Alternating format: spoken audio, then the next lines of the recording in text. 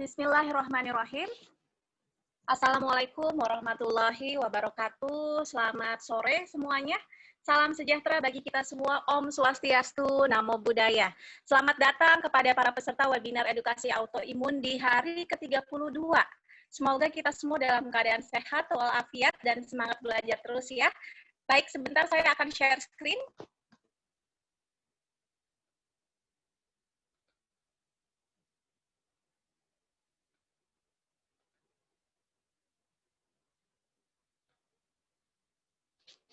Ya. Sekali lagi selamat datang kepada para peserta webinar edukasi autoimun. Ini adalah webinar hari ke-32 yang jatuh pada hari Jumat 18 September 2020. Kegiatan webinar edukasi autoimun diselenggarakan secara rutin sepanjang bulan Agustus hingga akhir September 2020, setiap hari Senin hingga Jumat dalam rangka memperingati September 2020 sebagai Bulan Kepedulian Autoimun Nasional. Perkenalkan, saya Marisa Kardoba yang akan memandu kegiatan ini selama 120 menit ke depan. Saya adalah seorang penyintas autoimun jenis ITP yang berdampak pada trombosit atau keping darah. Lalu pada tahun 2012 mendirikan Marisa Kardoba Foundation bersama Profesor Dr. Aru Wisaksono Sudoyo, seorang spesialis penyakit dalam, konsultan hematologi dan onkologi medik. Di mana melalui organisasi ini kami tentunya didukung oleh seluruh jajaran pakar lintas profesi yang tergabung dalam organisasi Marisa Kardoba Foundation telah mendukung ODAI atau orang dengan autoimun di seluruh Indonesia.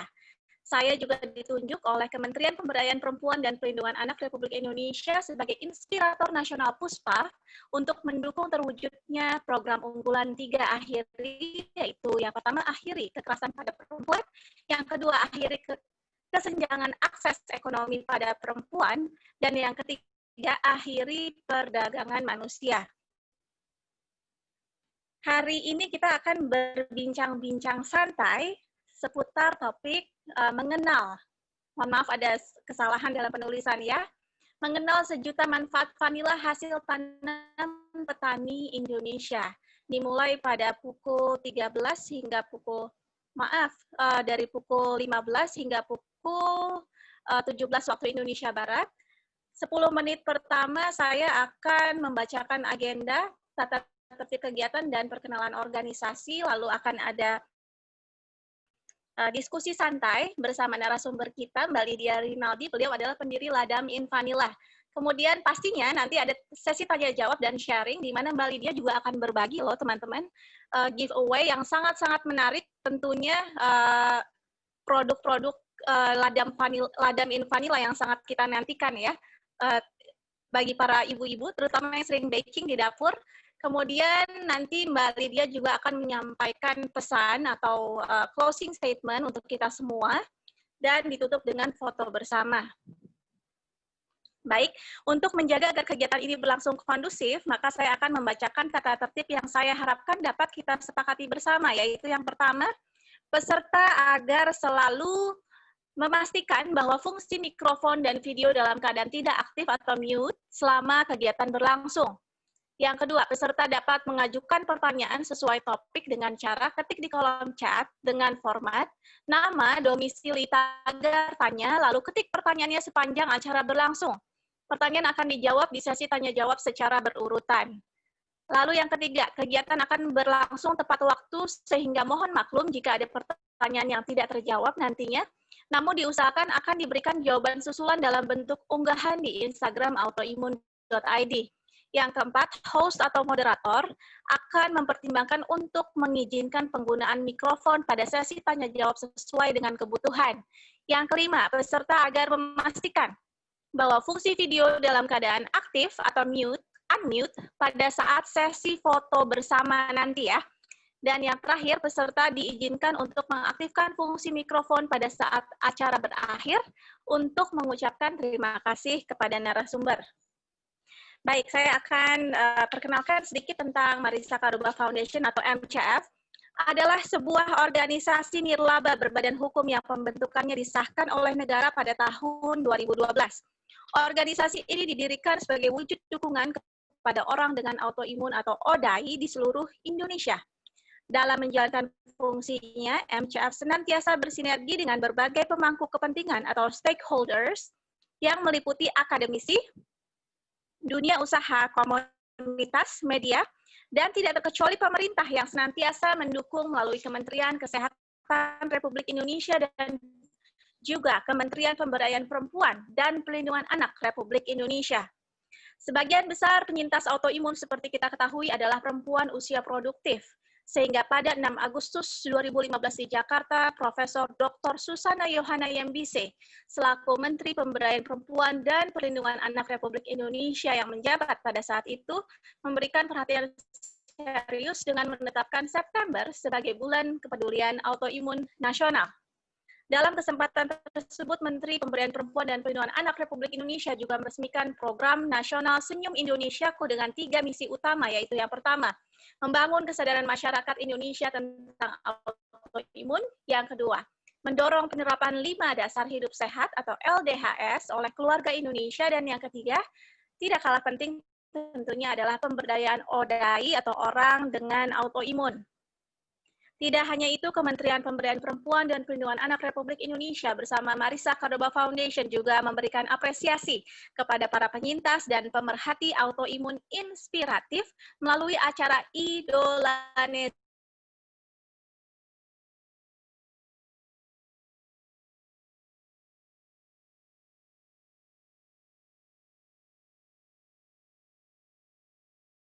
Award Indonesia atau bulan September, sehingga digantikan dengan penyelenggaraan webinar edukasi autoimun maraton setiap Senin hingga Jumat sepanjang bulan Agustus dan September 2020. 5 dasar hidup sehat atau LDHS adalah pola hidup sehat menyeluruh yang giat dikampanyekan oleh MCF untuk mendukung kesehatan keluarga Indonesia, khususnya ODAI. LDHS laras dengan program Germas atau Gerakan Masyarakat Hidup Sehat dari Kementerian Kesehatan Republik Indonesia. LDHS meliputi 5 pilar dan 15 subpilar, diantaranya adalah gaya hidup sehat, aktif mandiri, pengendalian stres, hidup positif, dan terus belajar. Marisa Cordoba Foundation atau MCF giat memproduksi sarana edukasi dalam berbagai bentuk, diantaranya adalah yang pertama, MCF telah memproduksi dan mengunggah ratusan video edukasi autoimun dan 5 dasar hidup sehat di YouTube. Salah satu judulnya seperti yang tertera pada layar dengan menampilkan narasumber pakar yaitu Profesor Aru Wisaksono Sudoyo yang merupakan penggagas dibentuknya MCF dan kini menjabat sebagai Ketua Dewan Pengawas MCF. Selain beliau juga aktif sebagai Ketua Umum Yayasan Kanker Indonesia. MCF juga memproduksi buku edukasi autoimun The True Story bersama Gramedia Pustaka Utama yang berisi hasil interaksi berbagai narasumber pakar bersama para ODAI dalam KULWAP atau kuliah WhatsApp yang digelar secara berkala di grup ODAI yang dibina oleh MCF. Tidak hanya diperjualbelikan di seluruh toko buku terkemuka di tanah air, buku autoimun The True Story juga diberikan secara gratis kepada teman-teman ODAI yang belum bisa menjangkaunya. Jadi teman-teman bisa hubungi nomor yang tertera di layar untuk bisa memiliki buku ini secara gratis. MCF juga memproduksi buku edukasi romansa rempah Indonesia yang berisi panduan menyiapkan hidangan sehat khas Nusantara bagi para ODAI. Buku ini adalah buku pertama di dunia yang mengulas masakan sehat khas Nusantara, tapi dikhususkan bagi para ODAI. Ditulis bersama Kementerian Kelautan Republik Indonesia dan juga Kementerian Kesehatan Republik Indonesia serta Kementerian Pariwisata Republik Indonesia. Buku ini juga dapat diperoleh di seluruh toko buku terkemuka di tanah air. MCF juga memproduksi buku edukasi Millennial Moms Bisa yang berisi panduan bergambar dengan bahasa yang sederhana untuk masyarakat awam agar lebih mudah memahami autoimun dan 5 dasar hidup sehat. Buku Smile of the Brave Soul 1 dan 2 yang berisi kisah sukses ODAI menaklukkan autoimunnya. Ketiga buku ini dapat diperoleh secara gratis dalam bentuk e-book. MCF juga menyelenggarakan berbagai kegiatan diskusi interaktif seperti seminar dan webinar yang diselenggarakan secara berkala. Ini topik untuk hari Senin, Healing Food bersama seorang raw food chef yang kami datangkan khusus dari Ukraina, akan berbagi tentang healing food dan konsep dasar pola makan yang mendukung pemulihan serta mengoptimalkan kesehatan. Teman-teman jangan lupa bergabung ya hari Senin. Lalu juga ada bagaimana Mbak Dian Syarif menaklukkan lupus dan akan berbagi tentang Hope for Lupus bersama Profesor Arus Sudoyo dan juga Profesor Iris Rengganis pada hari Selasa. Disusul di hari yang sama, Selasa, Mbak Firly, seorang penyintas autoimun yang tergabung dalam Ilmuwan Muda, akan berbagi untuk teman-teman yang berminat untuk membangun usahanya sendiri, untuk berbagi tips seputar membangun brand, pricing, marketing campaign sesuai karakteristik customer. Ini penting sekali untuk diikuti bagi pengusaha pemula. Oke, teman-teman, ini ada yang fungsi mikrofonnya masih belum dinonaktifkan. Mohon kerjasamanya. Oke. Yang selanjutnya adalah acara di hari Rabu bersama Rotary Club, International Rotary Club. Ada Dr. Stephen Sumantri, seorang penyintas autoimun yang juga kini hidup sangat produktif dengan autoimunnya, jenis ankylosing spondylitis. Sangat menginspirasi. Juga ada Dr. Yuwanti dengan Yayasan Multiple Sclerosis Indonesia yang akan berbagi tentang autoimun dan saraf, yaitu multiple sclerosis dan NMO. Ini juga nanti Mbak Helga bersama suaminya, Max Mandias, akan berbagi bagaimana manfaat pola makan nabati untuk pemulihan alergi dan autoimun. Jika yang lalu Mbak Gwen Winarno sudah berbagi bersama kita bagaimana ternyata pola makan nabati tidak cocok untuk kesehatan Mbak Gwen, ternyata ada juga sebagian teman-teman kita yang cocok menganut pola makan nabati. Nah, jadi Marisa Karuba Foundation senantiasa berusaha menghadirkan informasi yang berimbang agar teman-teman tidak terjebak dengan pemilihan pola makan yang keliru. Karena sekali lagi untuk pola makan kita perlu sesuaikan dengan tubuh kita masing-masing ya. Jadi tidak ada yang salah atau benar, mana pola makan nabati apakah lebih baik atau sebaiknya dihindari, itu kembali lagi disesuaikan ke tubuhnya sendiri, namun tentu saja ada pakem-pakem utama yang harus kita anut, yaitu seperti hindari gluten, kemudian hindari artificial seperti 5P. Nanti kita akan ulas ya lebih detail di webinar-webinar minggu depan. Lalu banyak sekali sebetulnya topik-topik yang telah kami selenggarakan, dan juga akan diselenggarakan nanti untuk acara penutup akan ada Mbak Helianti Hilman dan juga Celebrity Chef Ragil Imam Wibowo yang akan berbagi tentang bagaimana kisahnya beliau mendampingi istrinya yang memang mengidap autoimun langka yaitu jenis G6PD. Dan juga di sesi yang sama, Mbak Susan Hartono, nutritionist dari MCF, akan berbagi bagaimana sih pola makan yang sehat untuk autoimun, itu penting untuk disimak. Di akhir sesi, nanti tanggal 29 dan 30, akan ada Ibu Debbie Janmari dari Root of Life United Kingdom, bersama Duta Autoimun kita, Mbak Maya Sepang, yang akan berbagi bagaimana mengatasi rambut rontok melalui pola hidup sehat. Dan juga dari Kementerian Pemberdayaan Perempuan dan Perlindungan Anak Republik Indonesia, juga Kementerian Kesehatan Republik Indonesia yang akan menutup seluruh rangkaian webinar edukasi autoimun di 2020 pada tanggal 30 September nanti. Baik, yang selanjutnya selain seminar-seminar dan webinar yang diselenggarakan secara berkala, MCF juga menyelenggarakan Meditative Writing Club setiap hari Minggu jam 19.30 hingga jam 21 waktu Indonesia Barat. Acara ini tidak berbayar dan didedikasikan khusus bagi teman-teman autoimun yang ingin memanfaatkan kegiatan menulis sebagai terapi untuk kesehatan holistik.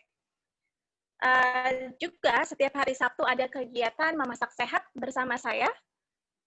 Nah, ini semua rangkaian kegiatan Marisa Karuba Foundation, juga informasi tentang organisasinya sendiri, dan juga edukasi tentang autoimun, serta 5 dasar hidup sehat dapat teman-teman simak di seluruh lini masa Marisa Karuba Foundation yang tertera di layar.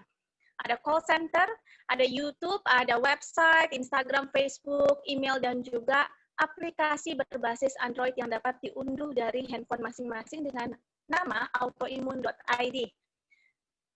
kami juga menggugah teman-teman untuk turut mendukung kampanye autoimun dengan berdonasi ke rekening yang tertera di layar. Baik, kita akan segera masuk ke sesi yang kita tunggu-tunggu, yaitu mengenal sejuta manfaat vanila hasil tanam petani Indonesia bersama seorang wanita inspiratif namanya Mbak Lydia Rinaldi. Beliau mendirikan ladang Invanila dan luar biasa ternyata usahanya beliau ini selain berdampak kepada para petani di Indonesia, ternyata juga mendukung kesehatan masyarakat Indonesia lewat menghadirkan vanila yang bebas artificial dan juga ternyata non-alkohol. Sudah bersertifikasi PIRT dan juga halal MUI, luar biasa ya. Mari kita segera sambut Mbak Lydia Rinaldi yang sudah hadir bersama kita. Sebentar saya akan ask to unmute. Silakan Mbak Lydia. Terima kasih Mbak Lydia sudah meluangkan waktu di tengah-tengah kesibukannya. Halo Mbak Marisa, thank you udah undang aku. Iya. Dan salam kenal semuanya buat yang di sini. Saya Lydia dari Ladam Invanila. Thank you Mbak. Udah jelas suaranya. Oke. Jelas ya. Oke. Jadi mungkin sebelum kita kenalan lebih jauh, mungkin bisa melihat sedikit potongan video profil mengenai Ladam Invanila ya Mbak. Oke, baik. Nanti kalau misalnya ada yang mau tanya-tanya, silakan ya. Kita bisa langsung mungkin di chat box dulu ya Mbak Marisa. Iya.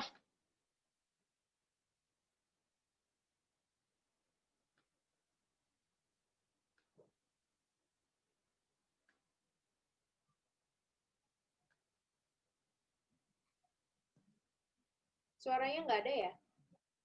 Kualitasnya bagus banget.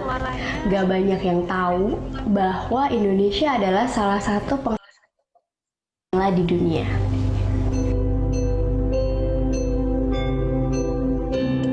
Jadi masyarakat di Indonesia itu berpikir bahwa vanila yang baik harus impor, harus dari luar negeri. Padahal sebenarnya kita itu support 23% kebutuhan vanila di dunia.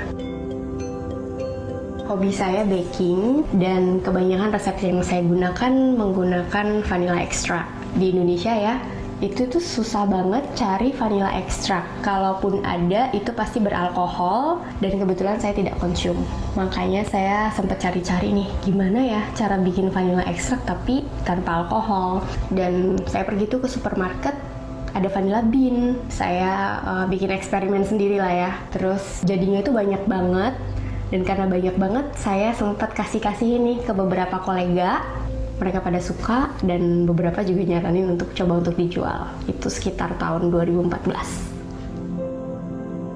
Jadi awalnya saya tahu Ladam itu dari online ya, dan begitu tahu tagline-nya halal, saya langsung tertarik untuk mencoba.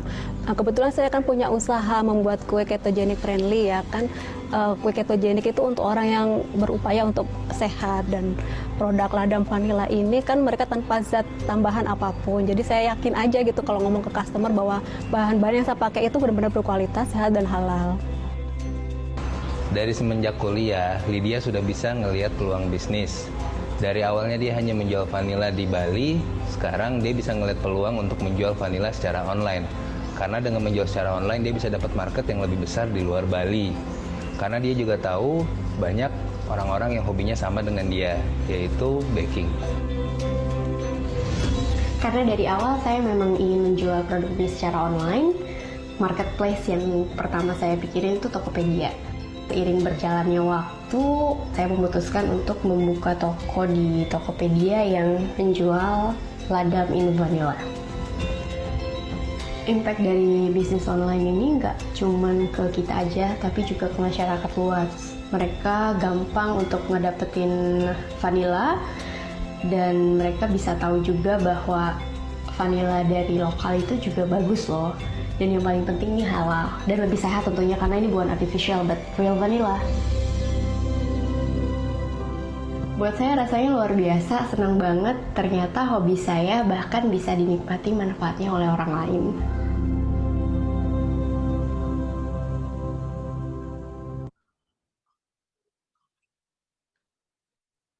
mudah-mudahan suaranya cukup jelas ya. Jelas sih. Oke, terima kasih. Alhamdulillah. Jadi salam nice to meet you all. Jadi seperti yang sudah terlihat di video sebelumnya, Ladam in Vanilla itu kita berdiri dikarenakan kurangnya untuk bahan makanan sehat, which is vanilla is essential yang namanya baking. Tapi yang bertebaran di pasaran itu mostly itu artificial. Sedangkan banyak sekali dari kita, mungkin dari teman-teman semua di sini yang kita nggak bisa consume itu. Jadi mungkin untuk lebih jelasnya kita akan pakai slide ya, Mbak Marisa. Oke.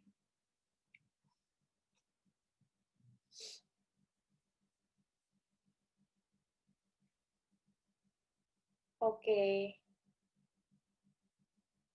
Jadi Ladam in Vanilla itu memiliki tagline as a one-stop vanilla solutions from Indonesia to the world. Memang hampir kebutuhan vanilla dunia itu kita support dari Indonesia. Indonesia itu penghasil terbesar kedua vanilla dunia, tapi sayangnya mostly masyarakat kita sendiri itu tidak mengetahui gitu loh. Boleh next-nya, Mbak? Oke, jadi kita dedicated untuk provide superior quality vanilla, which is real vanilla, alcohol free, dan 100% halal. Karena untuk real vanilla yang masuk di Indonesia, which is biasanya itu impor, itu mereka mengandung alkohol, di mana kebanyakan dari masyarakat kita di Indonesia kan tidak konsum. Jadi sepertinya ini menjadi kesempatan yang baik buat kami untuk memprovide, untuk menyediakan kebutuhan si vanilla ini untuk masyarakat kita.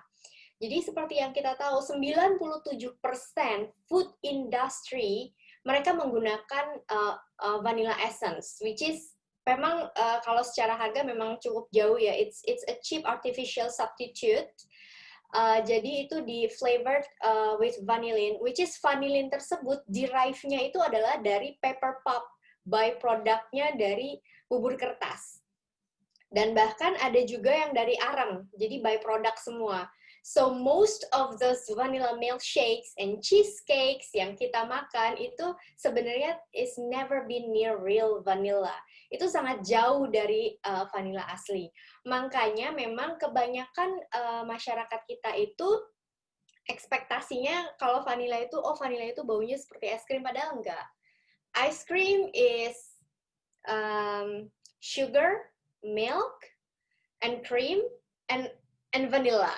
Vanilla is vanilla. Vanilla itu rempah gitu. Jadi awal mulanya untuk di bisnis ini memang agak susah karena masyarakat kita udah terbiasa ada yang namanya vanilla itu pasti baunya kayak es krim padahal enggak gitu kan. Jadi vanilla itu is often referred as an underwear of baking.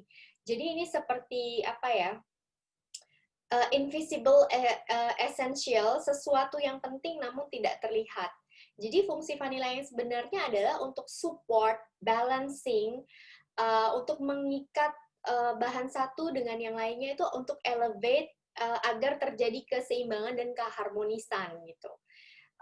Dan untuk di certain amount, vanilla itu sangat bagus untuk menaikkan flavor coklat, kopi, nut sama buah-buahan gitu. Thank you. Boleh next-nya, Mbak? Nah, ini jadi kita bisa lihat tanaman vanili itu pada tahun 2016 itu benar-benar kosong. Jadi Ladam in Vanilla pada saat memulai itu agak-agak cukup berat. Karena justru kita memulai bisnis di mana komoditi tersebut tuh sudah hilang di Indonesia. Kenapa hilang? Karena masyarakat Indonesia itu tidak ada yang aware dan they don't care about this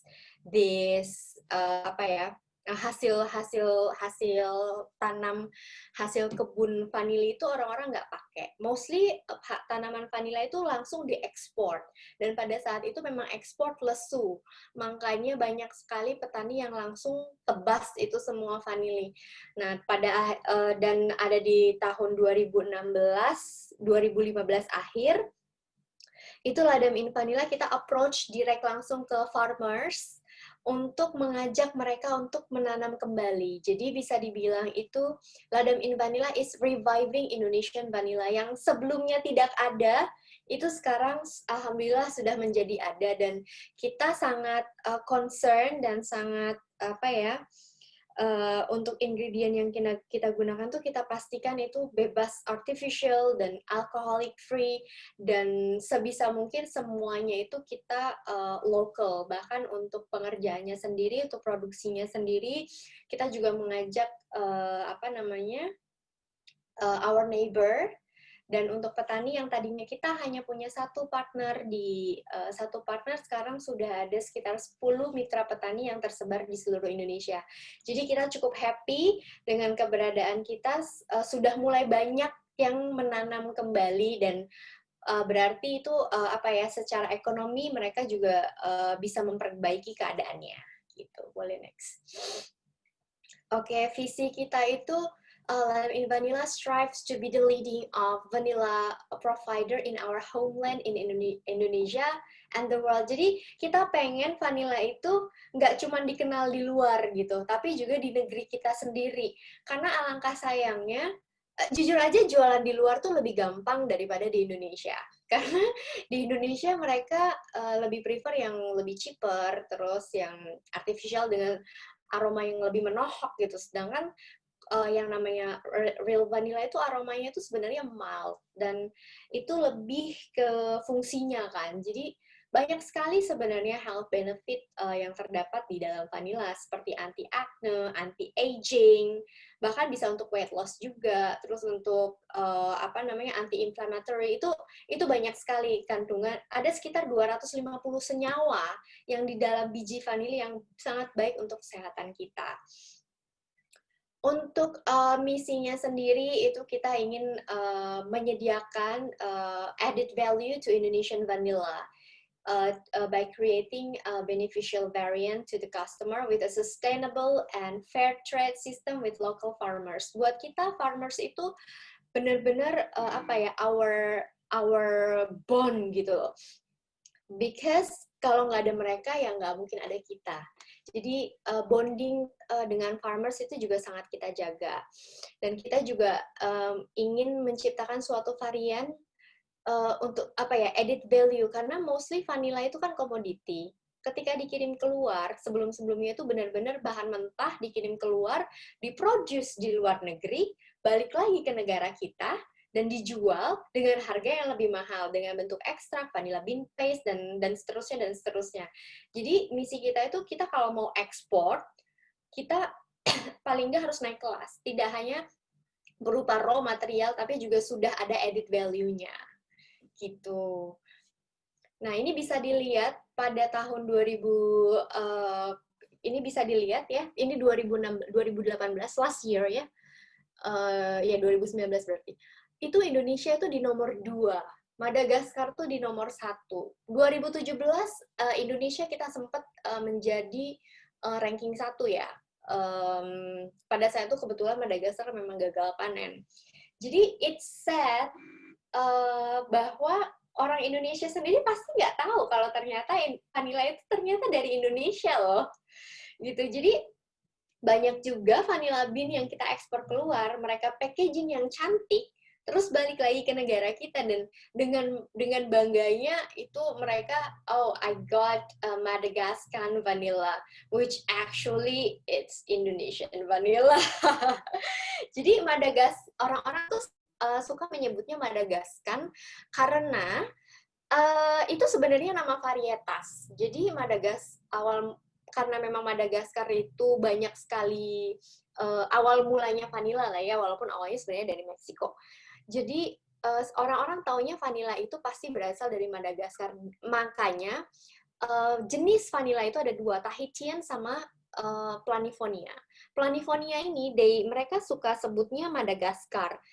Di Indonesia kita nanam Madagaskar vanilla sebenarnya, which is Planifonia type. Jadi suka rancu karena udah bawa negara ya, maksudnya branding. Ini balik lagi ke branding.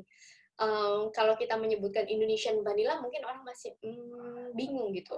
Taunya varietasnya aja Madagaskar. Next-nya, jadi untuk saat ini kita memiliki our rollout product yang sekarang sudah berjalan, itu ada gourmet vanilla beans.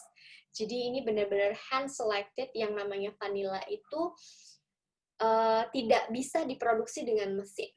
Semuanya dengan tangan, jadi handcrafted. Bahkan pengawinan dari bunga menjadi polong vanili itu harus dengan tangan manusia. Makanya secara harga memang cukup tinggi ya, spice nomor 2 termahal di dunia setelah saffron, karena memang ini labor-nya cukup apa ya mahal, jadinya tinggi banget. Untuk biasanya kan kalau tanaman itu untuk penyerbukan itu bisa via lebah, bisa angin. Nah kalau ini nggak bisa, harus dikawinin langsung dengan tangan manusia. Nah, lalu untuk produk pertama kita itu non-alcoholic vanilla extract, which is pure, natural, sugar-free, halal certified. Jadi it's even vegan karena kita nggak pakai honey. Kenapa? Dan secara color memang berbeda. Kebanyakan vanilla extract yang beredar di luaran itu memang berwarna, colornya itu sangat gelap. Kenapa? Karena mereka menggunakan alkohol, dan lockingnya alkohol itu cukup tinggi dan kuat. Jadi mungkin bisa dicek lagi di ingredientnya. Kalau misalnya di sini punya vanilla extract yang alkohol ataupun essence, mereka biasanya menambahkan sugar, karamel. That's why the color is dark brown. Sedangkan kalau kita memang benar-benar light ya. Karena untuk non-alcoholic vanilla extract ini mostly yang pakai itu kayak restoran-restoran vegan. Terus kayak karena memang cocoknya untuk kayak smoothies, terus jus, dan segala sesuatu kalau misalnya untuk baking itu untuk yang light baking. Nah, untuk mengakomodir customer yang merasa bahwa vanilla extract-nya kurang bold, kita biasanya sarankan dengan vanilla bean paste, karena ini kombinasi dari si ekstrak tadi dengan vanilla bean. Gitu. Jadi secara penggunaan juga sebenarnya lebih hemat ya. Jadi takarannya biasanya setengah dari ekstrak non alkohol. Itu. Oke, ini roll out produknya. Kita juga punya, ini udah nggak under development sebenarnya. Jadi kita punya unrefined vanilla sugar, packagingnya juga udah berubah. Ini benar-benar pas masih development ya. Jadi ini cocok buat yang morning coffee, afternoon tea. Tapi balik lagi ya, however it's cane sugar but it's unrefined. Jadi I think untuk penggunaan sugar sendiri balik-balik lagi ke kebutuhan masing-masing. Ada yang dia memang nggak bisa, tapi yang jelas untuk penggunaan gula benar-benar harus dengan bijak menggunakannya. Walaupun ini mengandung biji vanila yang banyak sekali health benefit-nya, but still it's sugar. Jadi harus bijak sekali untuk menggunakannya. Dan terus kita juga ada unrefined vanilla sea salt. Ini locally sourced dari Bali Sea. Jadi kita kerjasama dengan garam salt farmers. Jadi ini benar-benar garamnya tuh langsung sea salt gitu loh, tidak ada proses apa-apa, kita langsung dari petaninya langsung kita infuse dengan vanilla bean. Jadi vanilla itu biasanya dikenal hanya untuk sweet dishes, dessert, untuk cake, untuk kue, padahal enggak. Dengan segala benefit yang ada di sini, vanilla itu cocok juga untuk savory food loh, bisa untuk sup, bisa untuk bahkan untuk kecantikan juga. Ada customerku tuh bikin vanilla itu as a hand sanitizer. Oke, next-nya, ini vanilla. Oke, jadi ini under research kita masih ada beberapa, terus ada target. Oh ya, kalau untuk ready to eat variant, kita premix sudah keluar sih baru beberapa hari yang lalu, belum dimunculin di sini tapi. Oke, next Mbak. Nah, jadi ini our mini farms, this is located di Bali, tapi kalau misalnya partner kita yang lebih gede lagi ada di Jawa Timur sama di Sulawesi. Jadi, oke, nah ini tim kita, this is the farmers, dari banyak sekali sebenarnya, cuman ini yang ke-capture, which is mereka itu udah cukup tua, tapi I'm so happy mereka mau gitu loh, masih ada kemauan untuk mengubah nasib gitu. Karena tadinya mereka bener-bener, aduh, pertama kali saya ke desa ini air itu susah, jalan itu susah.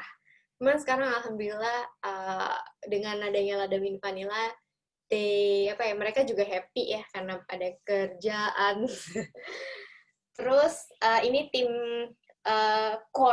core-nya, jadi ada Janglar, ada Iqbal, terus ada Yosi, dia yang benar-benar ngurusin semua quality control untuk terutama untuk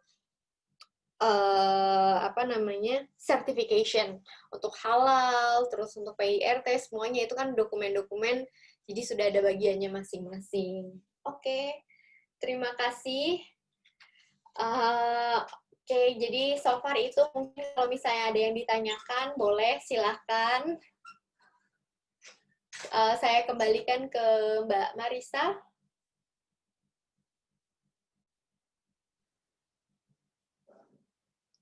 Oke, Mbak Lydia, terima kasih banyak udah sharing tentang Ladamin Vanilla. Jadi kita makin nambah nih wawasannya bahwa ternyata vanilla yang kita temukan di pasaran tuh artificial sih ya, bukan real vanilla. Iya, itu harus benar-benar cek di ingredient-nya. Dan ya, sekarang betul. Itu ada banyak ya namanya merek tuh suka pinter-pinter banget. Ada satu merek yang ya saya nggak bisa sebutin ya, mereka nyebutnya itu vanilla extra fine. Tapi mostly kalau orang-orang kita mikirnya itu extract, padahal itu ya artificial juga gitu loh. Oke, ya. Mbak, kalau tadi Mbak Lydia cerita, jadi 2015 ya startnya itu justru nggak ada yang nanam vanilla sama sekali di Indonesia. Iya, tadi benar-benar. Jadi awal mulanya itu saya tuh ke ini, farmersnya itu benar-benar di belakang rumah, karena masih small batch ya, saat Ladamin Vanilla jadi semakin besar gitu kan, saya harus cari yang langsung direct to farmers gitu kan, dan ternyata memang pada saat itu nggak ada. Yeah. So sad. Nah, oke. Terus apa sih yang bikin Mbak Lydia tuh membidik vanilla? Awalnya sebelum mulai tahu nggak sih kalau vanilla ini tuh memang nggak ada yang tanam sama sekali di Indonesia? Awalnya malah saya sama, pemikirannya sama yang lain-lain mungkin ya, bahwa vanilla itu kayaknya dari luar negeri. Jadi awal mulanya sama, dan saya bikin ini inspirasinya ya karena memang saya suka baking, dan saya ingin ingredient yang saya gunakan dalam baking, apalagi ini untuk family, saya inginnya yang terbaik gitu kan. Gitu. Oke. Ya, terus akhirnya apa yang bikin Mbak Lydia, oke deh sekarang saya mau seriusin untuk support local farmers, terus menjadikan ini sebagai suatu bisnis yang bisa support masyarakat Indonesia. Jadi kalau misalnya dari sisi social impact itu agak shocking pada saat saya bertemu dengan farmers-nya. Di luar itu yang namanya vanilla is very very expensive, but sayang sekali keadaan petani vanilla Indonesia itu sangat di bawah sekali gitu loh, dan bahkan mereka saking menyerahnya, mereka sempat bilang, Mbak benar mau saya nanam, soalnya dulu saya nanam 50.000 sekilo aja nggak ada yang mau beli. Itu saya miris sekali. Jadi saya rasa I think ini harus dibenerin gitu loh. Kalau misalnya bukan kita, siapa lagi? Karena dari pemerintah aja tidak ada tindakan gitu kan, belum ada pada saat itu, karena memang pada akhirnya semua nebang gitu. Oke. Itu tahun 2015 Ya, ya, 50.000 per kilo? 2015-2016. Atau Jadi sebelumnya? 2015-2016. Jadi kalau tahun-tahun Oke. sebelumnya itu saya masih Lalu setelah dalam tahap trial error aja sih Mbak. Jadi karena saya pengen baking, cari vanilla nggak ada, adanya yang alkohol, adanya impor, saya nggak bisa pakai. Akhirnya saya bikin sendiri untuk konsumsi pribadi. Lalu saya bikin agak 2015 kebanyakan. itu ya, Pada 2015. awal mulanya ya, saya bikin Oke. kebanyakan. Karena kebanyakan, aduh, coba deh dikasih-kasih gitu kan. Dan ternyata pada suka. Oke, kalau gitu sekalian aja deh saya mau jualin gitu loh. Karena dengan ini pun pasti akan ada impact yang sangat baik untuk petani Indonesia. Gitu. Oke. Nah, waktu masih coba-coba, waktu untuk konsumsi sendiri itu biasanya sekali produksi berapa banyak Mbak sampai nggak kepake terus bagi-bagi? Aduh, Membutuhkan berapa kilo? jadi saya waktu itu bikinnya cuman 1 liter apa 2 liter ya? Sorry, 2 liter, 4 botol. 4 botol 500 Itu dari berapa kilo vanilla bisa jadi 2 Enggak, liter? saya masih research banget itu. Jadi secara takaran jujur aja nggak dicatat banget kan pada awal-awal mulai itu masih masak. Jadi kalau sekarang sih memang sudah ada resipinya ya, udah ada standarnya. Cuman kalau dulu itu pokoknya ada vanilla terus aku bikin gitu, terus jadi banyak. Sedangkan penggunaan vanilla kan cuma dikit. Jadi dengan 2 liter vanilla saya apa ini saya bagi-bagiin. Oke. Mbak Lydia, terus ceritain dong waktu awal mula tuh sempat ada kendala nggak sih? Misalkan dari keluarga, apakah suportif dengan langkahnya Mbak Lydia ini atau justru sebaliknya? Iya, pas awal itu dari keluarga itu mereka mikir ini ngapain sih gitu loh, jualan apa sih? Emang ada bakalan jadi apa ya? Apakah ini profitable? Apakah cuma bikin capek doang gitu loh? Karena semua orang pasti pakainya essence gitu loh. Udah dicium enakan wanginya essence gitu kan, karena kita semua itu benar-benar sudah by system itu artificial vanilla. Bahkan di toko bahan kue pasti susah nyari real vanilla. Ladam Invanilla sendiri waktu awal mula masukin ke toko itu saya nggak bisa masuk ke TBK karena secara normal. Jadi saya masuknya itu susah. Saya awal mula masuknya itu justru ke toko organik, ke toko-toko makanan sehat. Itu baru ladam Invanilla diterima. Sekarang baru mulai TBK sudah mulai melirik. Gitu. Oke. Jadi waktu itu yang bikin Mbak Lydia tuh bertekad kuat padahal sekeliling meragukan, terus memang kendalanya juga nggak mudah selain petaninya nggak banyak, terus ditolak oleh toko-toko, itu tuh apa yang bikin pokoknya saya harus maju gitu tuh? Apa? Iya, pokoknya itu sedih banget. Waktu 3 bulan pertama saya launch untuk jualan tuh nggak ada yang beli. Baru pembelinya itu justru orang luar, bukan orang Indonesia.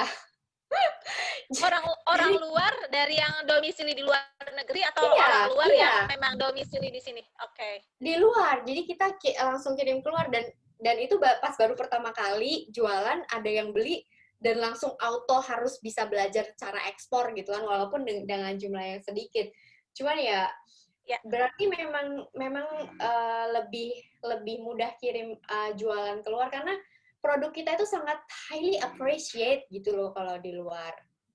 Jadi dan lama-lama pas kita posting bahwa barang kita dibeli sama orang luar, baru posting segala macam, baru orang kita ngelirik nih, jadi kayaknya memang harus ada acuan seperti itu dulu kali ya untuk market behavior. Ya. Jadi cenderung lebih menghargai yang memang sudah di luar sudah diapresiasi justru ya untuk penjualan vanilla ini. Oke, Mbak. Mbak, bagaimana dengan pesaing? Kan bisa dikatakan ladam Invanilla berarti kan yang memimpin. Pioneer. Memimpin karena memang pioneer justru ya, karena di saat semua orang justru berhenti menanam, ini yang malah mendorong-dorong petani untuk bisa Iya, menanam lagi, betul. terus Karena malah bisa bawa ini punya nilai gitu. Itu pesaingnya ada nggak followernya sekarang ini? sekarang sudah ada, sekarang udah ada. Oke. Dan saya rasa apa ya, itu bagus. Kenapa? Kalau misalnya kita lihat dari sisi bisnisnya, oke, this is a competition, oke. Tapi kalau kita lihat dari sisi lainnya, kita balik lagi ke tujuan utama kita, our social impact for the farmers, berarti mereka pun juga memajukan petani kan. Karena dengan banyaknya petani yang mulai menanam, mungkin tidak semua bisa terserap oleh kita. Mungkin tidak semua petani itu bisa kita beli, gitu kan. Jadi ya kita istilahnya berbagi aja, berbagi kue.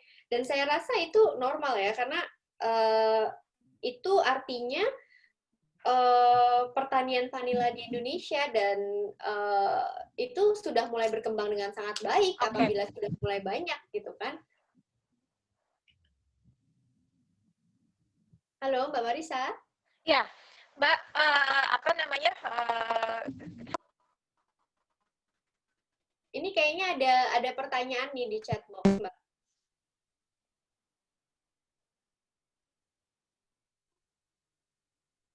Mbak, halo.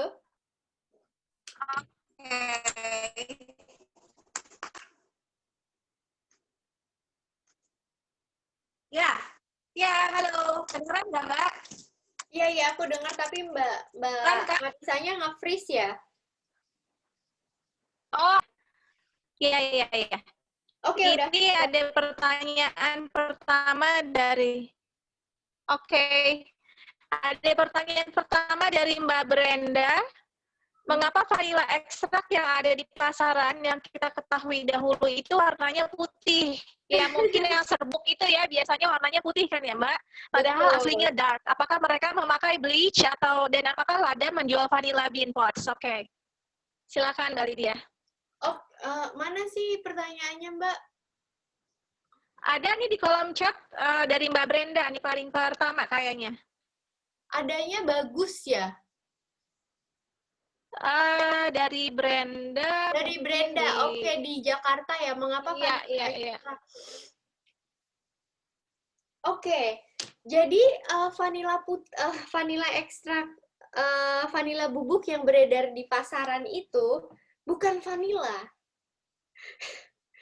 It's seperti yang tadi saya sudah jelaskan bahwa mostly vanila yang beredar di Indonesia itu byproduct dari paper pulp, jadi dari bubur kertas yang dibuat sedemikian rupa, yang diberi sintetik ini itu segala macam hingga memiliki aroma yang menyerupai vanila tapi diberi enhancer. Jadi kayaknya lebih nyegrek banget. Jadi vanili putih yang warnanya putih, it's really not a vanilla at all. Just discard it. Karena itu bukan vanilla. Jadi itu bubur kertas. Iya, bubur kertas, Mbak. Iya, jadi pembuatannya itu dari byproduct, dari lignin.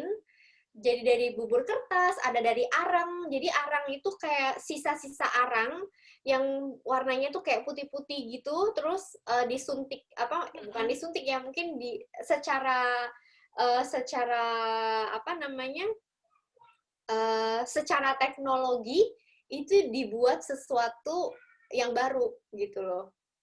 Because of technology, because pada saat itu mungkin dirasa vanila harganya itu cukup tinggi, jadi food industry itu merasa sesek gitu loh dengan harganya vanila. Jadi mereka menggunakan artificial dan mereka membuat sesuatu yang sebenarnya itu bukan vanila, karena vanila memang tidak putih.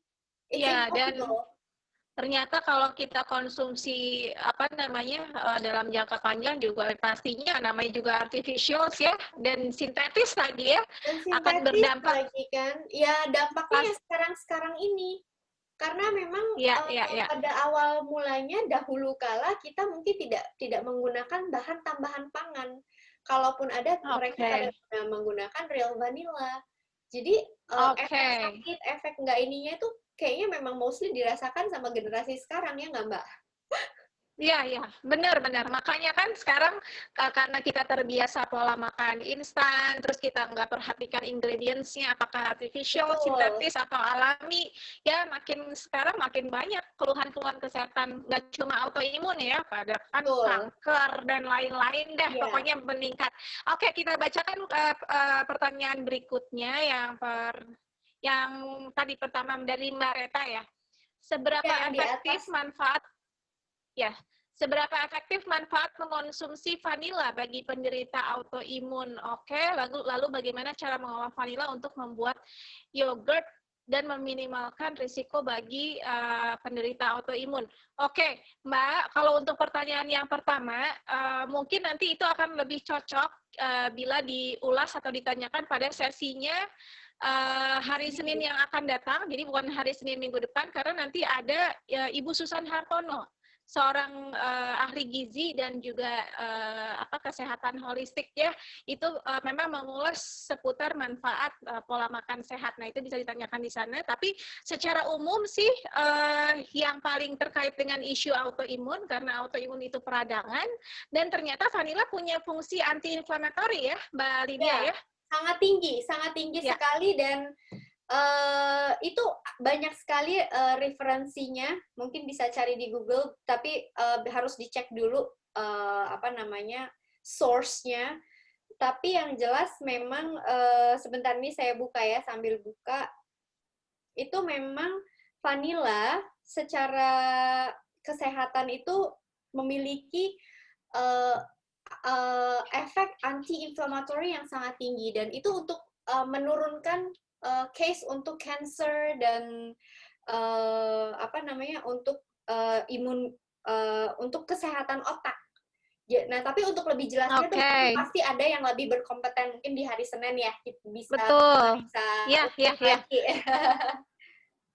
Oke, iya. Jadi intinya sih yang bisa kita petik dari vanila ini mungkin hampir sama dengan rempah-rempah lainnya, itu ada anti radangnya. Kan kita isunya memang autoimun tuh peradangan gitu ya. Ternyata mengonsumsi rempah-rempah alami itu secara rutin tapi juga dirotasi itu bisa membantu meredam inflamasi di tubuh kita gitu. Jadi terasa jauh lebih nyaman gitu ya. Tapi jangan sekali-kali konsumsi yang sintetis. Kalau yang sintetis ya tambah radangnya nanti ya. Tambah radangnya, dan tidak ada vanila kontennya sama sekali gitu. Jadi iya. Ya, Mbak, itu hanya untuk wangi-wangi aja. Betul, ya wangi-wangi tapi ujung-ujungnya nggak enak di badan ya. Yang selanjutnya itu pertanyaan kedua, sama dari Mbak Reta juga. Ya, mengenai ini Mbak, tadi mengolah vanila untuk pembuatan yogurt. Nah, itu mungkin Mbak Lydia bisa berbagi. Jadi mungkin yogurtnya berapa, vanilanya berapa, takarannya, mungkin gitu kali ya. Jadi gini, kalau misalnya untuk resep, misalnya bikin yogurt itu kan pasti dari susu ya, cairan ya. Jadi untuk takarannya itu per liter cairan menggunakan 1 sampai 2 sendok teh. Sendok tehnya tapi bukan sendok teh ini ya, tapi measuring spoon. 1 sampai 2 sendok teh vanilla bean paste, atau bisa pakai separuh vanilla bean, atau kalau misalnya mau pakai ekstrak harus didouble. Tapi kalau misalnya mau mengambil manfaat dari si biji vanila tersebut, itu paling recommended pakai vanilla bean paste atau vanilla bean-nya. Gitu. Oke, Mbak, boleh diulangi lagi nggak? Nanti saya ketik di kolom chat, Mbak. Jadi untuk misalnya kalau yogurtnya 1 liter. Untuk 1 liter itu bisa menggunakan 1 liter atau 3 cup ya, sekitar 3,5 cup. Itu 1 sampai 2 TSP ya, teaspoon vanilla bean paste.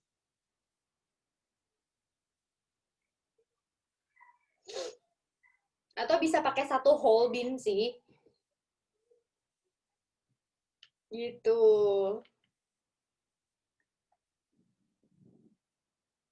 Oke, sudah saya share ya, sudah saya ketik di kolom chat. Mudah-mudahan menjawab ya. Jadi itu untuk khasiat optimalnya ya, Mbak Lydia ya, kalau itu ya. Oke. Mari kita lanjut ke pertanyaan ketiga berarti. Tanaman vanila, infonya tanaman vanila adalah Betul, anggrek, betul, maksudnya betul? betul. Oke, Vanila ya itu ya ya keluarga ya, baru anggrek. tahu tuh. Iya, makanya dia merambat gitu kan. Oke. Jadi itu keluarganya anggrek. Nanamnya susah. Oh, oh iya, Mbak Lydia. Jadi sekarang kebanyakan sumbernya itu dari mana? Farmersnya ini ada di Bali kah? Karena Mbak Lydia kan domisili di Bali ya, atau di Ada. mana? Jadi kalau di Bali tuh kita hanya showcasing aja kayak yang di foto itu. Jadi kayak ada mini farm just for Oke. showcasing. Tapi kalau misalnya untuk big farming-nya itu kita ada di Jawa Timur, di Lampung juga ada, di Medan aja ada, terus Papua, Alor di NTT ada, di Sulawesi, di Jawa Timur juga ada. Jadi kayaknya hampir semuanya deh. Kecuali Kalimantan, Nah, soalnya tanahnya gambut susah, Mbak. Jadi oke. Ya, Mbak, itu kan dari yang tadinya 0 penanam ya, itu kok bisa sekarang ada di mana-mana tuh, gimana ceritanya? Diracunin apa itu petani sama Mbak Lydia? Bisa Jadi sampai kalau semangat. aku tuh pas pertama kali itu awal mulanya bonding kita itu tidak. Jadi gini, mereka punya tanah, punya lahan dan punya skill, tapi mereka tidak ada modal. Saya mungkin ada sedikit Oke. modal, tapi saya nggak punya tanah, saya nggak tahu cara nanamnya. Jadi kita mutual saling berkebutuhan kan ya. Dan pada saat itu kita cara Oke. bondingnya nggak langsung yang kita kasih bibit terus kamu tanam ya nanti saya beli, nggak seperti itu. Jadi buat saya bonding itu penting banget.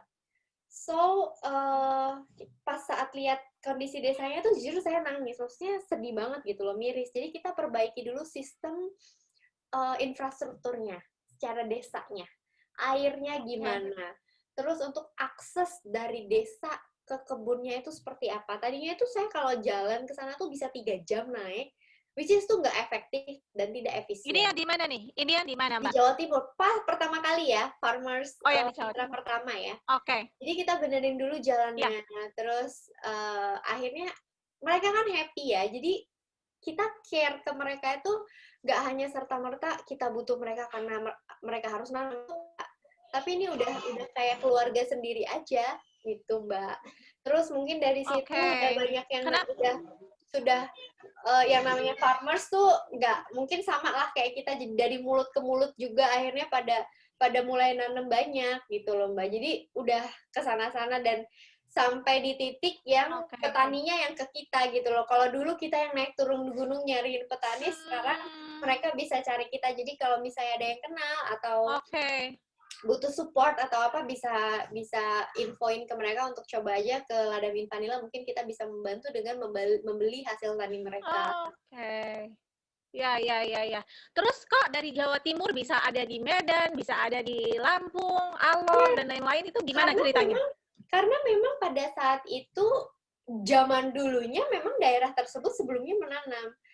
Jadi mereka terpas dan karena kita jualan secara online, secara daring, semua orang jadi bisa melihat gitu kan, mulai bisa mengenal, oh ternyata harganya vanila itu udah balik lagi gitu loh. Dulu saya benar-benar loh mastiin ke petaninya bahwa saya akan kembalikan harga vanila paling tidak seperti dulu lagi gitu loh. Doain kita harus sama-sama beef gitu loh. Dan ternyata ya alhamdulillah dari 50.000 nggak mungkin Pak, saya nggak akan beli segitu. Gitu.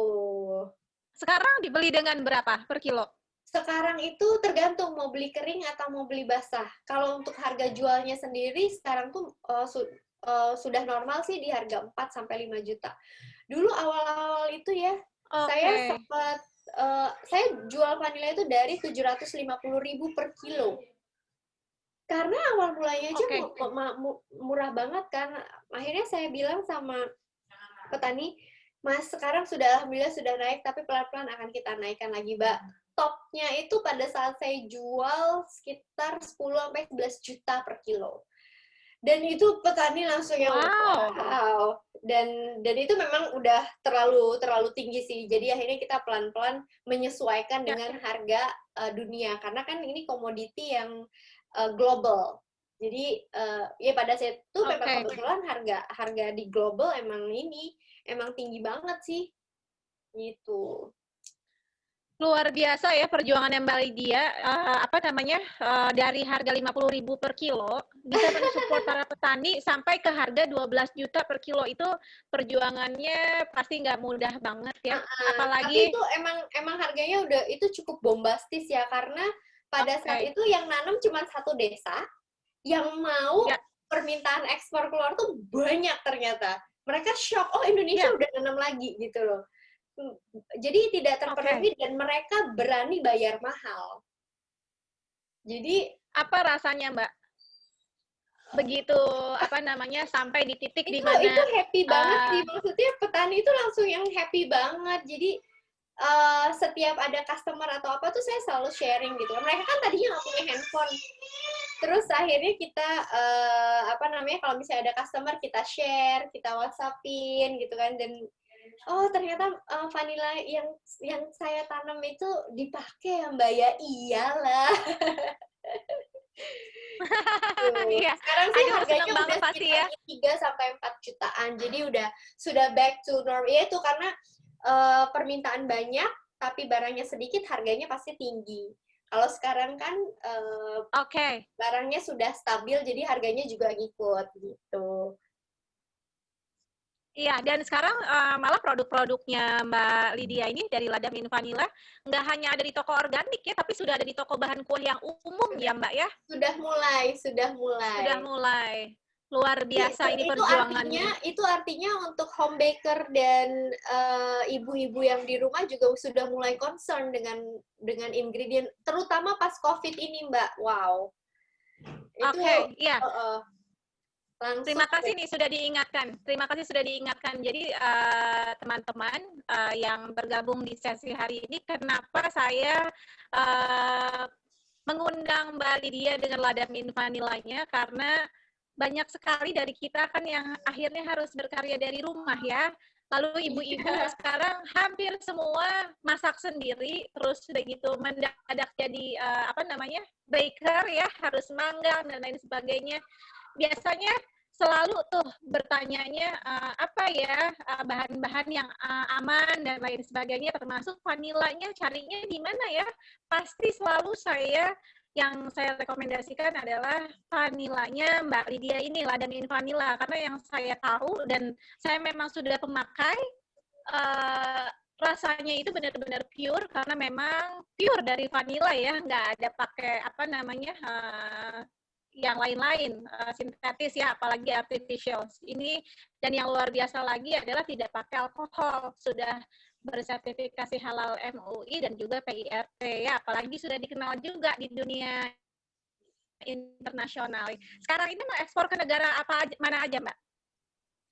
Udah lumayan banyak sih. Kita pertama kali itu, customer pertama itu di Jerman. Kita juga udah kirim negara-negara tetangga udah pasti ya, kayak Australia, Singapura, Malaysia, India, Inggris, Prancis, Eropa juga udah lah ya, Spanyol,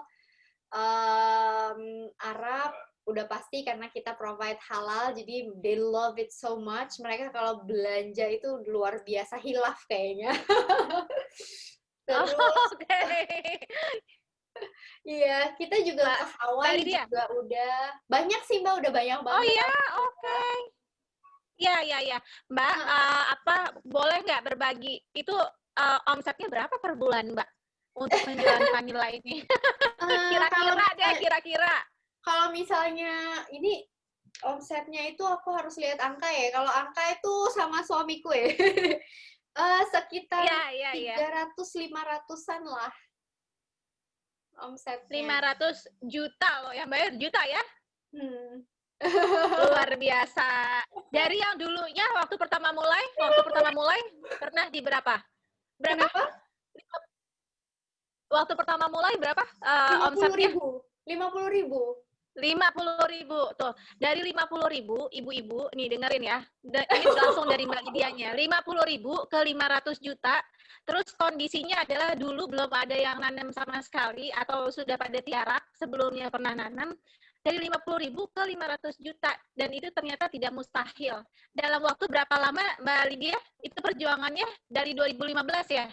2016 2015. itu aku masih trial sendiri ya. Jadi kita launch-nya itu 2016 akhir lah, November. Oke. 2016 November. Berarti nanti 2020 bulan November udah pas 4 tahun ya? Oke, nah itu jadi ini sesinya Mbak Lydia ini sangat menginspirasi ya. Harus menjadi motivasi juga buat kita semua. Memang ini masanya pandemi di 2020 ini masa yang cukup berat buat kita semua, tapi Mbak Lydia sudah membuktikan di tengah perjuangan beliau dulu yang nggak ada orang ngelirik, di keluarga pun mungkin dipertanyakan, tapi tetap maju, dan dalam waktu 4 tahun dari 50.000 itu nolnya bisa menggelinding. Jadi berapa itu? Saya ngitung dulu, nolnya itu nambah 4. Nah, jadi luar biasa. Siapa tahu kita di rumah ini pasti Tuhan itu punya rencana yang lebih baik untuk kita. Kita tinggal berusaha. Kalau kata Dimas Beck kemarin di sesinya Dimas Beck, doa, usaha, dan paksa. Nah, kayaknya ini juga dianut sama Mbak Lydia nih. Paksa ya. Jadi, memang iya. Karena apalagi kita relate sama petani ya, untuk PDKT-nya itu tidak bisa kayak saya PDKT sama Mbak Marisa atau sama bisnis partner lainnya. Petani itu is very unique. Ada special approach yang harus kita lakukan ke mereka. Apalagi soal edukasi. Karena vanilla itu kita juga harganya, kenapa udah pada drop pada saat itu? Karena petani kita itu banyak yang salah treatment, sehingga vanili di Indonesia itu nggak bisa ekspor lagi, gitu. Jadi sempat ngedrop. Ya. Jadi doa, usaha, paksa bukan pasrah. Iya. Oke, ini yang selanjutnya, pertanyaan selanjutnya saya bacakan ya. Tadi kita baru sampai ke pertanyaan yang anggrek ya. Lalu ada dari Ibu Ivani di Tangerang. Halo, apa ada batas maksimum konsumsi per hari, dan kalau berlebihan apa ada efek sampingnya? Nah, ini cocoknya juga ditanyakan nanti di sesinya Ibu Susan Hartono ya, hari Senin, tapi Senin yang depannya lagi, bukan Senin besok. Nanti juga ada Chef Ragil Imam Wibowo, seorang selebriti chef ya, yang akan sharing juga bersama kita di hari yang sama, sesinya Mbak Susan. Tapi intinya sih kalau dari sesi yang sudah kemarin-kemarin kita bahas, ada 2 kali sudah bahasan bersama pakar herbal. Sebetulnya konsumsi vanila ataupun rempah apapun itu baik ya, selama kita memang tidak sensitif, tidak punya sensitivitas individu terhadap rempah tersebut, selama penggunaannya juga tidak berlebihan, terus udah gitu rotasi, rasanya nggak ada problem ya. Dan pakai vanila juga nggak pernah banyak kan, cuma 1 sendok, 2 sendok teh, 2 sendok teh, that's it ya. Ya, saya juga termasuk yang sering konsumsi, sering dalam arti hampir setiap hari saya konsumsi. Oke, vanila itu pakainya sedikit atau banyak ya? Lalu ada pertanyaan yang related juga, apa bedanya vanila yang ekstrak dengan vanila yang paste, terus takarannya gimana? Yang mana sih Mbak ini sekarang? Ini saya menggabungkan beberapa penanya sih sebetulnya. Oke. Ya. Apa Mbak, coba diulangin lagi, jadinya gimana nih mau yang ditanyain? Oke, jadi apa takarannya tuh berapa banyak kalau kita konsumsi vanila ini? Terus bedanya vanila paste sama ekstrak apa? Kalau takaran tuh benar-benar disesuaikan aja dengan resep. Jadi sekali lagi karena produk kita itu natural ya, kita bisa anggap itu sangat aman. Kalau misalnya artificial, vanila bubuk putih kebanyakan itu pasti pahit dan aftertaste-nya nggak enak, iya kan? Sedangkan karena produk kita ini natural, jadi sebenarnya tidak ada takaran baku. Tapi normalnya itu disesuaikan kayak mau minum susu, 1 gelas susu vanilla susu plain, terus ditambahin sedikit atau berapa drop vanilla, kayaknya itu udah cukup gitu. Jadi kalau untuk takaran tidak ada takaran baku. gitu Oke, Mbak. dan itu lagi-lagi sesuai selera juga ya Mbak ya, sesuai selera pengen lebih kuat kah gitu ya? Betul, betul. Oke, ya ini pertanyaan selanjutnya lagi, sebentar. Oke, Vanilla Bean Pots jual ya Lada in Vanilla, terus Ada. Vanilla Bean oke, Pots ada. ini oke, pertanyaan dari Ibu Marta Surabaya, apakah produk Lada in Vanilla organik? Terus yang kedua, untuk pemakaian yang bersifat topikal, Oh, dosisnya, maksudnya untuk oke, kulit? ini dosis lagi. Oh iya, mungkin untuk kulit ya, emang bisa ya Mbak Oh, Lydia? bisa sekali karena kita juga buat bisa untuk kosmetik kan vanilla. Tapi jarang banget yang pakai real. Kalau aku emang bikin homemade scrub, itu gampang banget pakai Oke. cocoa butter terus pakai vanilla bean seed. This is very good for our aging skin, terutama buat perempuan. Aduh, Terus kalau pantesan kulitnya misalnya cerah. untuk apakah organik atau tidak, kalau produknya sendiri vanilla bean kita itu bebas pestisida, bebas chemical, itu benar-benar sudah jelas ya karena kita pasti maunya yang Ya. terbaik. Tapi buat saya yang namanya organik itu harus certified ya nggak sih? Betul.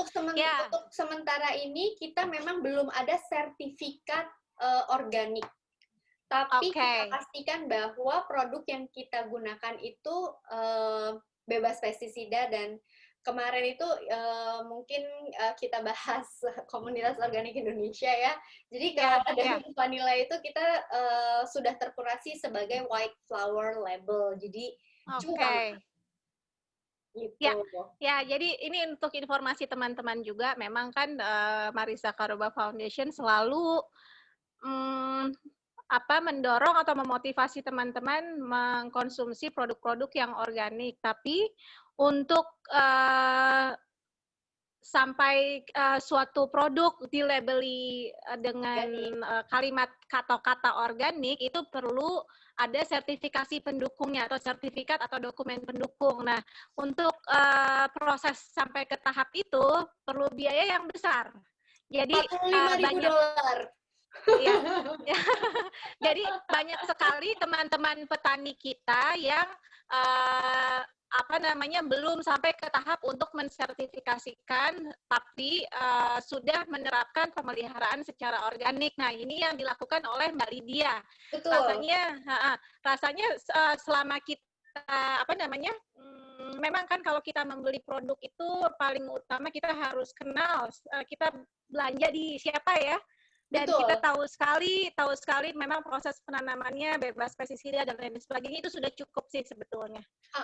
Bahkan Ladam sendiri kan kita kemarin baru launching produk premix kue, which is itu benar-benar anti ini, maksudnya wheat free, terus no coloring, no ini itu segala macam. Sebenarnya itu gluten free, but we cannot claim it's gluten free karena buat kita yang namanya gluten free, it has to be certified juga. Jadi kita pakai bahasanya wheat free, bebas terigu, which basically it's no gluten free. Oke, ya. Karena Ladam itu sangat sensitif dengan penggunaan kata. Buat saya we have to be honest with the label. Jadi jangan sampai rancu gitu loh. Bahkan waktu Ladam in Vanilla belum mendapatkan sertifikasi halal MUI, kita tidak berani klaim halal. Kita hanya klaim non-alkoholik vanilla. Karena buat saya yang namanya kita nyebutin halal, organik, gluten free itu bebannya berat kalau kita memang belum tersertifikat. Walaupun produk kita sudah memenuhi sudah qualified itu gitu loh. Tapi kalau belum ada sertifikasinya kita masih belum berani. Baik. Yang selanjutnya, pertanyaan selanjutnya, apakah ada bedanyakah manfaat dan tujuan antara vanila basah dan kering dalam baking? Nah, penggunaan vanila kering dan basah dalam ada bedanya nggak dalam misalkan dalam tujuannya mau bikin kue yang seperti apa, maka harus pakai vanilanya yang basah misalkan gitu.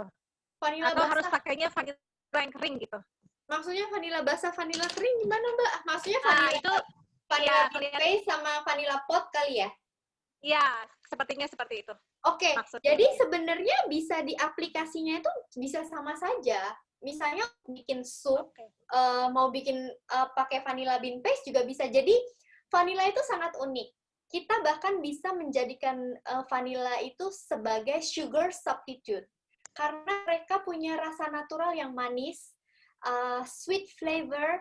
Kalau misalnya di luar negeri ya, untuk chef-chef gitu, mereka bikin grilled seafood atau grilled savory, bahkan bikin mayones segala macam itu mereka pakai vanilla. Jadi tidak ada hukum baku bahkan di dunia kuliner dalam penggunaan vanilla itu sendiri gitu. Jadi kita juga pernah bikin kayak cooking class gitu, vanilla kita itu dibuat kayak untuk sup ayam, sup untuk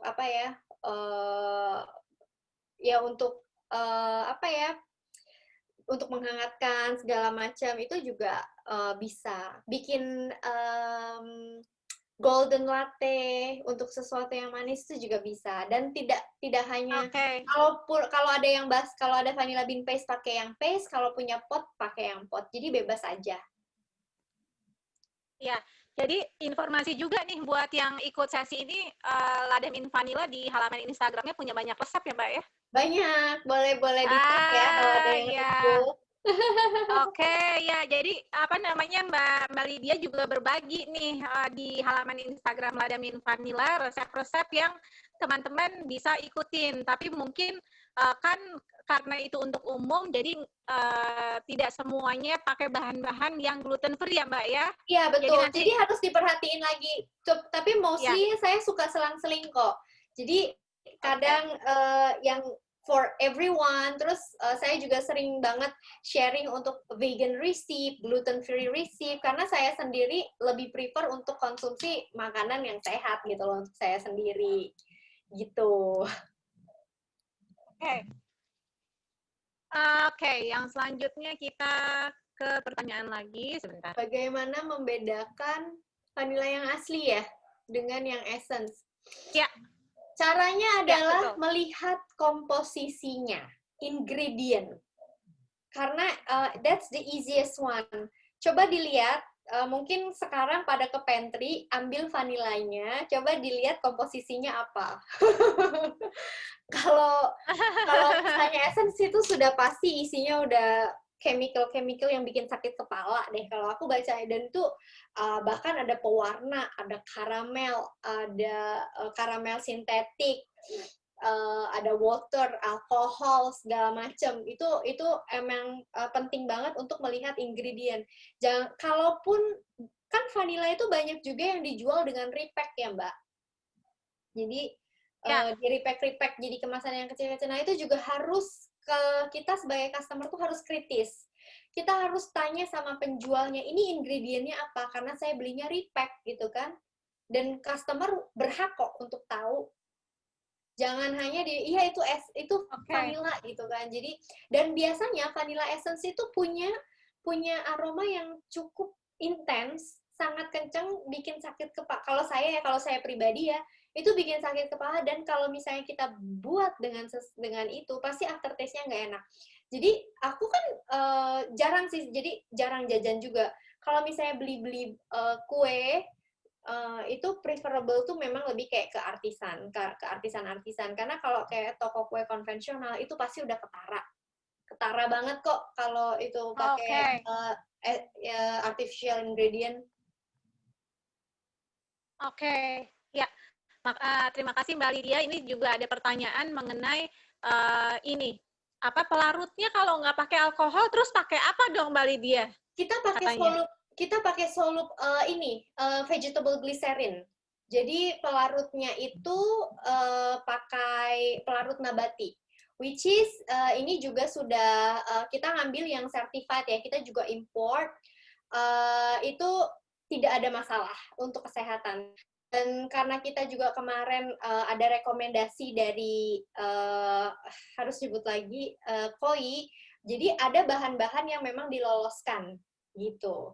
Karena pengganti lainnya adalah gula dan air. Dan Ladam in Vanilla kita untuk bikin ekstrak kita nggak mau pakai untuk gula dan air tersebut karena sangat rentan dengan yang namanya jamur kan. Dan kalau gula ya sudah pasti mostly customer kita kan juga banyak yang kayak keto, terus diabetes segala macam, mereka nggak konsum gula gitu. Jadi kita juga emang harus taking care of their needs gitu loh. Oke. Baik, Mbak Lydia, ini ada pertanyaan lagi yang selanjutnya, di mana kita bisa mendapatkan vanilla bean yang segar. Itu dari Ibu Amelia, lalu Ibu Sri tanya, rasa vanilla yang real itu seperti apa? Jadi dia lebih, yang pertama dulu tadi apa Mbak? Yang pertama, dapat vanilla bean yang segar. Dapat vanilla bean yang segar. Dapat vanilla bean. Tinggal belanja online. Kelihatannya sulit. Vanilla, bisa kok langsung ke klik di bio Instagram kita, itu pasti dapat vanilla bean yang fresh deh. Itu udah pasti. Terus kalau misalnya untuk yang kedua tadi pertanyaannya apa Mbak? Tadi pertanyaannya, sebentar saya cek lagi. Rasa vanilla yang real itu seperti apa? Apakah plain atau ada rasanya? Rasa vanilla yang real itu kayak sweet cherry, flavornya kalau yang dari Indonesia itu agak smoky, itu vanilla ya. Tadi kayaknya juga sempat aku bahas kan, memang vanilla is slightly sweet. Ya. Jadi Mbak Lydia boleh diulang dari Ladamin Vanilla tuh produk vanilanya ada apa aja, yang paste, ada yang ekstrak, kemudian yang bubuk ya? Kita ada juga powdernya, cuman kebetulan memang peminat powder itu saya mostly buat ekspor sih, karena di Indonesia itu ya seperti saya bilang, mereka tuh suka komplain kalau melihat si vanilanya itu kayak ada dirt-nya. Padahal sebenarnya itu manfaatnya banyak sekali. Dan pas saya coba untuk jual di Indo itu memang super low. Jadi saya kebanyakan di luar sih Mbak. Jadi kita jual dan mereka tuh rebrand kayak Amazon gitu Mbak. Oke, baik. Mbak Lydia, nih supaya memotivasi teman-teman bertanya lebih lanjut, boleh ditunjukin nggak apa sih giveaway yang sudah Mbak Lydia siapin untuk penanya yang terpilih nanti? Iya. Kan ada 3 buah vanilla bean paste 50 ml, terus ada juga wooden cutleries sama vanilla sea salt. Untuk pemenangnya nanti mungkin Mbak Marisa bisa penanya terbaik atau apa, terserah deh. Nanti tinggal Mbak Marisa yang menentukan ya. Nanti kasih aku alamatnya. Oke, dikasih PR. Atau bisa juga nanti ini ya, kita umumkan di Instagramnya Ladamin Vanilla ya? Boleh. Ya, bisa juga kayak gitu. Nanti kita cobalah baiknya gimana. Coba kita cek ini penanya yang sebelumnya ini kita tag nih. Siapa nih yang nanyanya paling oke tadi? Atau mau bikin kuis juga boleh, Mbak. Ayo, Mbak. Sambil boleh. Iya, apa nih kuisnya? Mungkin tentang apa jenis produk yang dijual ya. Oke, coba pada tahun berapa Ladamin Vanilla mulai launch ke publik? Nah, tuh pertanyaan pertama ya. Ayo jawab cetok ya.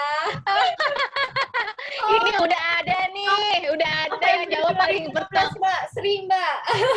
Mbak Sri, oke. Mbak Sri tuh dapat tuh dari Mbak Lydia. Oke. Nanti 2 pertanyaan lagi.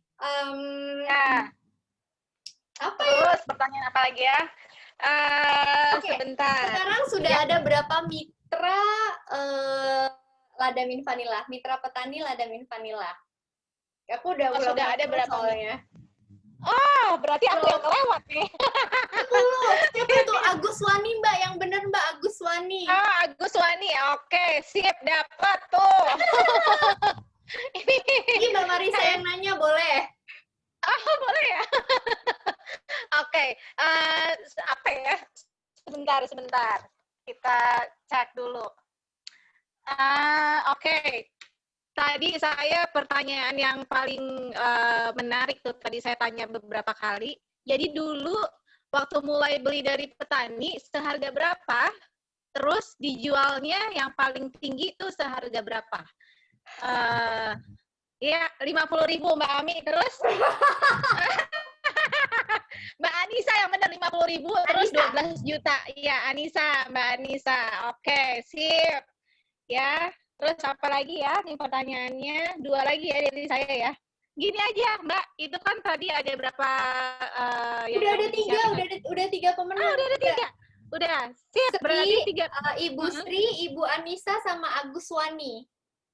Oke, nah 3-3-nya ini akan mendapatkan dari Ladamin Vanilla itu berupa vanilla salt ya, Mbak? Vanilla sea salt, vanilla bean paste 50 ml, sama wooden cutleries.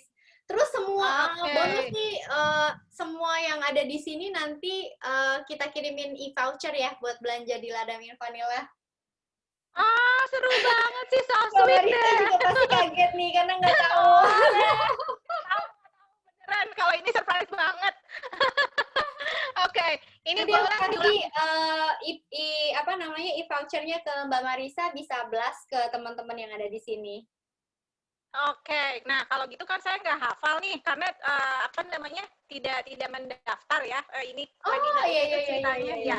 Jadi teman-teman silakan ketik WA-nya masing-masing di kolom chat ya. Semua yang berada di sini tolong ketik WA-nya masing-masing karena kan nanti chatnya di-record. Jadi nanti saya gampang tinggal blast WA-nya ya untuk tanya alamat dan lain sebagainya. Oke? Kalau bisa langsung aja deh.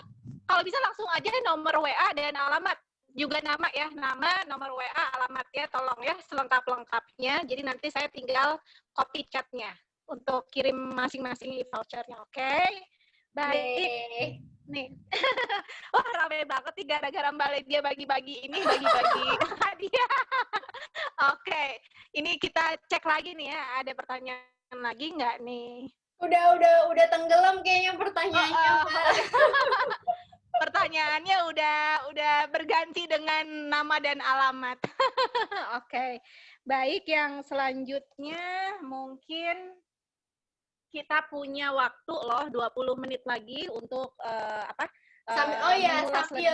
sambil ngetik-ngetik ya. Sambil pada ngetik-ngetik nomor telepon, mungkin bisa sambil lihat video yang dari Trans ya, Mbak. Oke, sip.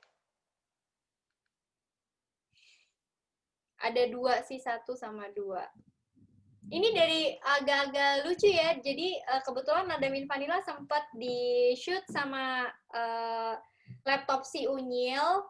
Jadi mungkin bisa sekalian belajar ada informasi yang bisa berguna juga di sini. Ada yang tahu ini tanaman apa? Ini bukan buncis, apalagi kacang panjang ya teman. Sayang sekali, banyak yang tidak tahu kalau si hijau panjang ini adalah vanila. Dan ternyata perkebunan vanila terbesar kedua di dunia adalah Indonesia loh. Salah satunya ya di Bali ini. Tidak hanya kebun, di sini olahan vanila juga dibuat, seperti ekstrak vanila, pasta vanila, vanila sugar, hingga vanila beans kering.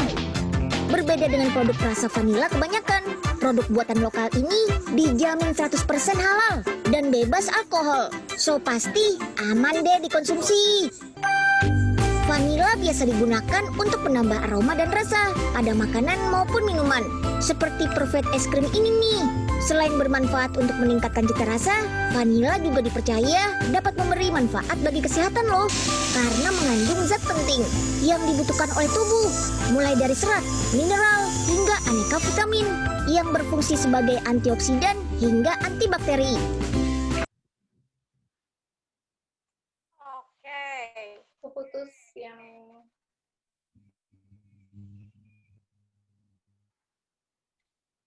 yang mana, Mbak? Oke, yang 2 berarti lanjutannya.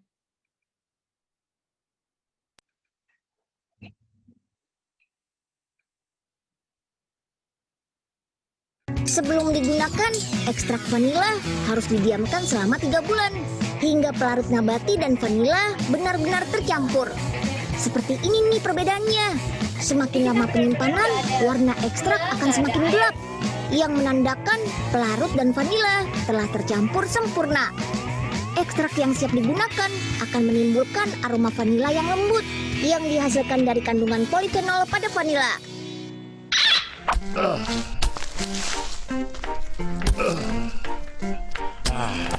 Mesti cepet-cepet ditanam nih. Mumpung sepi, mesti buru-buru nih. Bahaya kalau ada yang lihat. Harta karun Oga mudah-mudahan cepet jadi. Biar Oga cepet jadi orang kaya.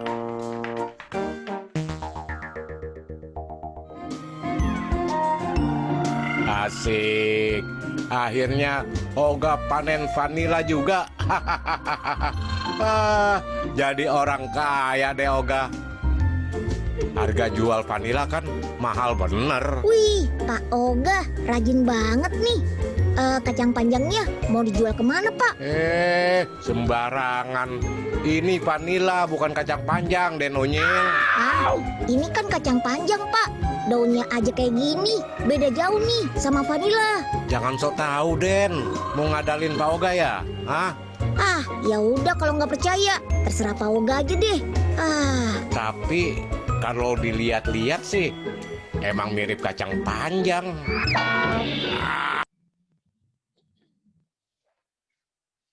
Oke, sip. Mungkin boleh balik lagi ke pertanyaan yang soal bahwa vanila sesuai dengan rules FDA itu memang harus contain minimum 35% alkohol. Yes, it's true. Jadi memang kalau sesuai dengan arahannya Food Drugs Administration di Amerika, minimum untuk disebut sebagai pure vanilla extract harus menggunakan 35% alkohol. Tapi tetap dicek lagi untuk label belakangnya. Apakah dia pure alkohol atau dia sudah ditambahkan air sama sugar. Karena biasanya mereka tetap menambahkan dua hal itu. Gitu.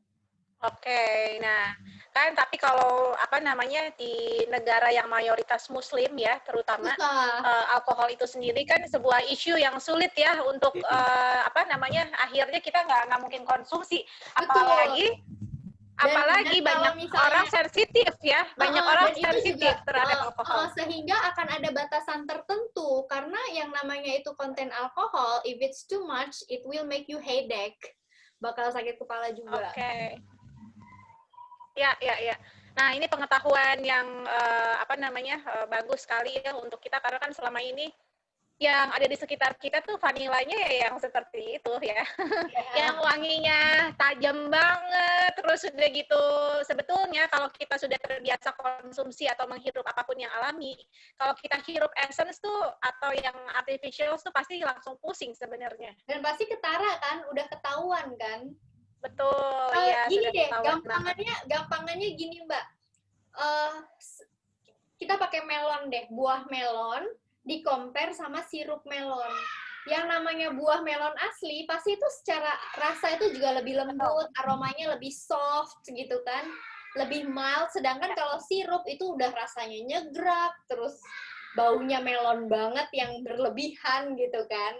Jadi itu mungkin cara compare yang lebih mudah untuk awam ya. Untuk perbandingan real food sama artificial. Ya, oke. Terima kasih Mbak Lydia. Ini kita masih punya waktu 13 menit lagi nih buat teman-teman yang mau mengajukan pertanyaan. Mumpung ada Mbak Lydia bersama kita. Beliau selalu dengan senang hati sharing ya. Bahkan resep-resep pun beliau share tuh di halaman Instagramnya. Banyak banget resepnya. Kayaknya setiap posting tuh isinya resep deh. Iya. Mampirnya ke Instagramnya Ladam Invanila. Aku share di chatbox ya. Ya. Oke. Nah, di situ. Instagram kita. Nah, ya itu. Oke. Jadi saya dulu pertama kali ketemu sama Mbak Lydia itu tahun 2016 ya, Mbak ya? 17. Kalau nggak, iya. 2016 seperti itu. Tuh kita baru mulai deh. Oh, oke, iya. Soalnya aku ingat banget itu lagi hamil 2016, Mbak. Oke. Oh, itu Iya, baru-baru iya, iya. awal, masih awal mula banget kan itu kita. I think 2017 awal ya. Iya, betul. Iya, iya. Oh ya, Mbak, ini kan nanti apa namanya untuk e-voucher itu berarti bisa ini ya, bisa via WhatsApp aja dikirimnya ya, Mbak ya? Bisa di blast Atau aja. harus fisik Oke, Enggak, baik, baik. e-voucher, jadi elektronik. Nanti belanjanya via website juga. Jadi kita kan sekarang semua serba online. Oke, Jadi baik, baik, baik. nomor telepon aja sebenarnya nggak apa-apa. Oke, iya, iya, iya. Sip deh. Nanti itu ada yang bertanya tadi, ini apa namanya, pengumpulan datanya untuk apa? Mungkin terlambat bergabung, jadi tadi ada kuis, di mana sudah kita dapatkan 3 pemenang, yaitu Ibu Sri, Ibu Aguswani, dan Ibu Anissa. Mereka akan mendapatkan vanilla sea salt dari Ladamin Vanilla, kemudian ada wooden cutlery, sama satu lagi vanilla paste ya, Mbak? Betul. Vanilla paste. Nah, tapi di luar mereka bertiga, semua yang hadir pada sore hari ini itu mendapatkan e-voucher dari Ladamin Vanilla. Luar biasa ya, ada e-vouchernya segala. Aduh, ini surprise banget loh. Oh ya, ini ada pertanyaan lagi nih. Mbak Vanilla rasanya manis, apakah aman untuk penderita diabetes? Oke. Jadi tadi juga saya udah bilang bahwa sugar is sugar. You have to be very wise to consume. Walaupun itu coconut sugar, apapun sugar, judulnya tetap sugar. Jadi penggunaan tetap balik lagi harus ada batas maksimal. Kalau bisa ya the lowest gitu loh, the lowest as we can kan, as low as we can. Jadi tetap aja, kalau misalnya penggunaannya masih dalam batas wajar, sepertinya masih bisa. Again, ini sepertinya bukan di ranah aku ya. Karena yang ini kan kedokteran ya. Saya nggak tahu batas maksimal. Iya, kedokteran atau ilmu gizi ya, atau ilmu gizi. Jadi itu kayaknya harus konsul ke dokter deh. Atau ke gizi. Betul. Jadi kalau kita sudah pernah kan kita sudah sering ya edukasi masalah gizi. Jadi ada 3 pakem dasar yang berlaku untuk semua jenis autoimun. Yang pertama, makanan kita harus tinggi antiinflamasi. Yang kedua, harus rendah kalori. Terus yang selanjutnya adalah rendah zat antigen. Nah, yang harus dihindari juga di antara selain yang 3 tadi itu pakem utamanya, ada harus hindari gluten dan hindari gula. Nah, gula ini khususnya gula pasir sih sebetulnya, tapi gula-gula lain pun tetap kita harus hati-hati karena yang namanya gula manis itu memicu inflamasi katanya para dokter dan ahli gizi. Jadi tetap penggunaannya harus wise seperti kata tadi Mbak Lydia. Tapi memang kan seperti kita ketahui kalau penggunaan vanila memang hanya sedikit ya Mbak ya. Paling-paling juga untuk satu gelas itu kita pakai 1 sendok, mungkin 1-2 sendok. Ya. Justru yang kita harus perhatikan cautious itu gula-gula yang lainnya. Kita masukin apa aja tuh ke adonan ya. Kalau cuma vanila aja cuma 1 sendok teh sih oke. Butternya gimana, tepungnya gimana, itu balik lagi.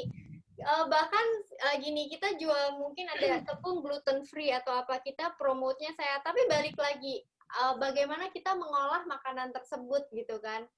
Kita harus lihat teman-temannya nih bikin sesuatu itu, nggak bisa hanya dilihat dari as a single ingredient. Betul sekali. Jadi karena sekarang nih makanan gluten free lagi naik daun ya.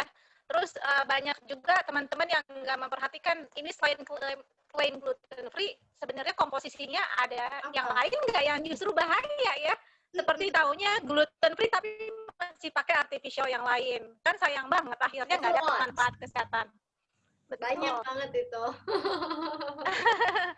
Oke, ini untuk kalau vanila asli itu kupas kulitnya atau semua sekulit-kulitnya bisa dimanfaatin buat kue ya? Bisa sekali. Jadi biasanya kalau kita bikin custard itu dibelah, terus dibuka, kita pakai isinya, terus cemplungin juga kulitnya. Nanti tinggal disisihin. Terus, jadi aku kemarin baru ngobrol gitu kan sama chef, dia di Kanada. saking karena mahalnya itu vanilla, sayang banget kalau kulitnya dibuang. Itu abis dipakai, kulitnya dia keringin, terus dia blender, jadi powder. Oke. Ya, bisa juga kayak gitu. Itu dijual juga nggak sama Ladamin Vanilla?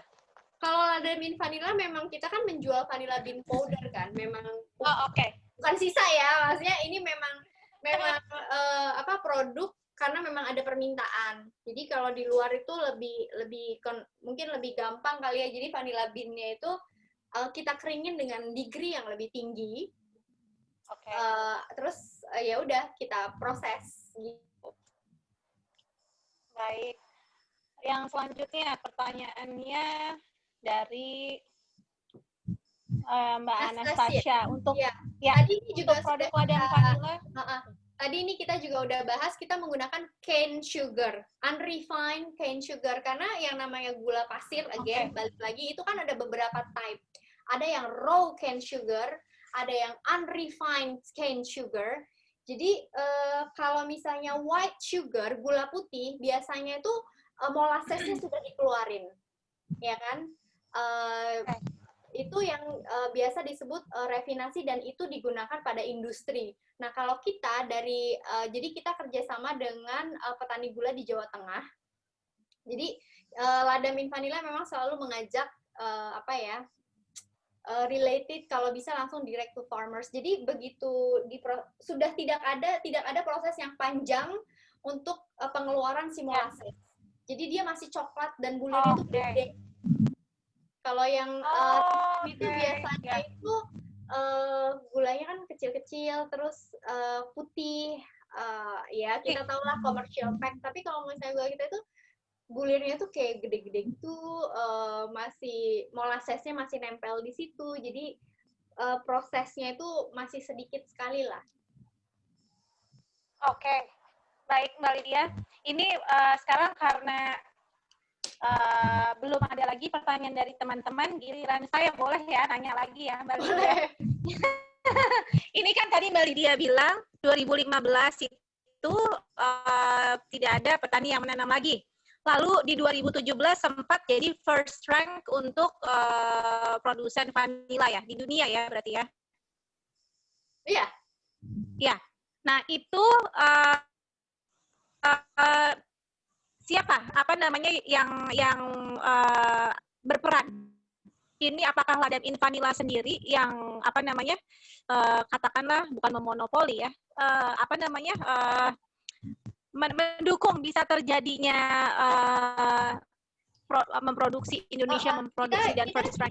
Again, kita tidak bisa klaim bahwa 100% kita yang menyokong prestasi tersebut. No.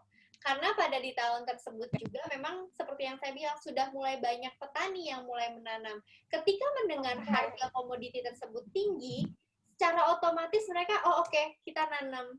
Sampai memang sebenarnya ada di tahun berapa ya, itu kayak oversupply Mbak. Jadi banyak sekali kayak semua petani pada kontak Ladam sampai kita kewalahan, aduh sedih banget kita nggak bisa gitu kan, nggak bisa langsung ambil. Jadi makanya kita ya udah kita untuk ekspor aja gitu loh. Karena memang di tahun-tahun tersebut ya penggunaan real vanilla di Indonesia memang belum begitu banyak kan. Tidak, sekarang udah mulai tinggi banget sih. Gitu. Sekarang sudah mulai tinggi banget. Tapi kalau penjualan antara dalam negeri dengan ekspor itu lebih tinggi yang mana, Mbak? Nah, udah hampir sama sih, Mbak, sekarang. Sudah, tapi targetnya Ladamin Vanilla adalah penjualan tuh harus lebih tinggi Indonesia, domestik.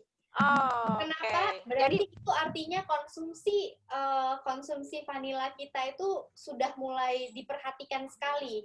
Konsumsi real vanilla, real food sudah mulai diperhatikan sekali. Karena kalau ekspor ya kita merem lah. Kalau ekspor mah udah pasti, maksudnya kejualannya mah sudah pasti gitu kan. Yang PR buat kita memang untuk domestic market. Oke. Nah, langkah-langkah apa yang sudah Mbak Lydia lakukan untuk, berarti ini kan tidak lepas dari kegiatan edukasi ya Mbak ya? Betul. Ya, nah ini apa yang sudah dilakukan strateginya untuk edukasi pasar nasional, Mbak? Kita lebih ini aja sih, standar aja Mbak, kan kita kan memang pure into social media, jadi lebih lewat Instagram, terus kita endorse ke health content creator. Jadi kita endorse-nya juga nggak sembarangan yang semua kita ini, enggak, tapi yang memang mereka relate ke concern sama healthy lifestyle gitu. Oke, baik. Nah, ini juga kan bisa jadi suatu apa namanya motivasi juga buat yang teman-teman autoimun yang harus berusaha di rumah nih, khususnya kalau mau produksi atau terjun ke wirausaha kuliner ya, khususnya baking-bakingan ya. Ini ada mungkin nggak sih terbuka peluang nantinya untuk bisa bermitra dengan Ladamin Vanilla? Misalkan nih banyak taunya bermunculan yang apa namanya mau bikin atau produksi ya dari rumahan gitu, terus ingin turut menjual produknya Ladamin Vanilla atau jadi pemakai dapat harga khusus, itu mungkin nggak sih Mbak? Oh iya, boleh banget. Kita banyak juga kok Mbak, stokis, reseller gitu, dan kita happy. Pada awal mulanya Ladamin Vanilla itu kan reseller pertama itu benar-benar ibu rumah tangga yang dia di rumah aja, terus dia awal mulanya hanya jualan vanilla, terus sekarang dia bisa jualan bahkan makanan sehat lainnya, bahkan sampai dia juga sekarang jualan properti foto. Jadi bisa, saya senang banget kalau justru malah bisa jadi ladang rezeki ya, sama-sama berbagi, karena circle-nya itu dapat gitu loh. The circle from dari Ladamin Vanilla itu kan dari petaninya, dari bagian produksinya, dari our neighbor, dari customernya juga bisa muter lagi ke petani. Jadi memang circle-nya kalau bisa kita pengennya ya sangat ini ya, positif bagi semua pihak. Amin, amin, amin. Semoga terwujud semua apa yang dicita-citakan oleh Mbak Lydia ya melalui Ladamin Vanilla. Teman-teman, ini tidak terasa kita sudah hampir sampai di penghujung acara. Saya senang sekali bisa memfasilitasi kita berbincang-bincang dengan Mbak Lydia karena begitu banyak inspirasi yang saya dapat ya, mudah-mudahan juga inspirasi ini sampai ke teman-teman. Mbak Lydia aja bisa loh dari yang 50.000 jadi 500 juta, nolnya nambah 4 ya. Pasti kita semua bisa melalui masa-masa yang sulit ini, asal tentu saja kita bawa dalam doa ya, karena apapun itu Tuhan juga yang akan memberikan tuntunan kepada kita. Terus kemudian jangan lupa tetap usaha juga. Terus yang ketiga yang nggak kalah penting adalah paksa, bukan pasrah ya, tapi paksa. Kayak Mbak Lydia waktu awal itu diragukan oleh sekeliling, tapi maksa tetap tetap kekeh. Kalau ayah saya bilang tuh keras kepala. Tapi memang ada baiknya ya seperti itu, asal memang apa namanya kita perhitungkan segala sesuatunya. Oke, Mbak Lydia, mungkin ada hal-hal yang ingin dibagikan kepada para audiens sore hari ini terkait dengan Vanilla, mungkin usahanya di rumah juga, dan apapun yang ingin Mbak Lydia sampaikan, silakan Mbak. Kalau dari saya sih mungkin sudah cukup panjang lebar saya berbicara, dan banyak sekali tips and trick yang tersirat dan tersurat juga di penjelasan-penjelasan sebelumnya. Intinya kita mungkin yang sekarang during this pandemic kita harus tetap semangat, terutama mungkin yang apabila di sini ada yang berbisnis juga dan terkena imbasnya. We will keep moving forward. Itu aja sih, dan yang penting kita harus yakin and punya belief gitu dengan suatu produk yang kita punya, dan have to be honest to your product gitu, karena kan ada juga yang orang jualan dia cuma mau jualan doang tapi dia nggak berani konsumsi gitu kan. Jadi has to be honest with your product. Itu aja, jaga kesehatan. Semoga kita semua selalu diberi sehat, selalu diberi berkat. Itu aja sih dari saya. Kalau misalnya ada yang mau ditanyain lebih lanjut, mungkin yang relate dengan autoimun segala macam bisa langsung ke Marisa, Mbak Marisa. Untuk Ladam Invanilla sendiri bisa ke Instagram Ladam Invanilla. Di situ semuanya sudah ada link di bio untuk websitenya, ada about us-nya juga ada. Kalau Instagram saya sendiri bisa di Lydia Rinaldi. Gitu. Terima kasih. Baik. Terima kasih kita ucapkan kepada narasumber hari ini Mbak Lydia Rinaldi dan juga Ladam Invanillanya.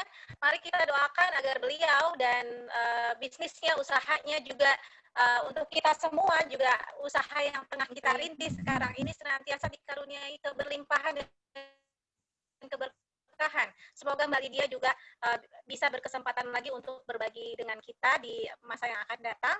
Saya juga ingin mengucapkan terima kasih kepada para peserta yang sudah giat belajar bersama. Semoga silaturahmi kita dapat terus berlanjut di webinar-webinar selanjutnya.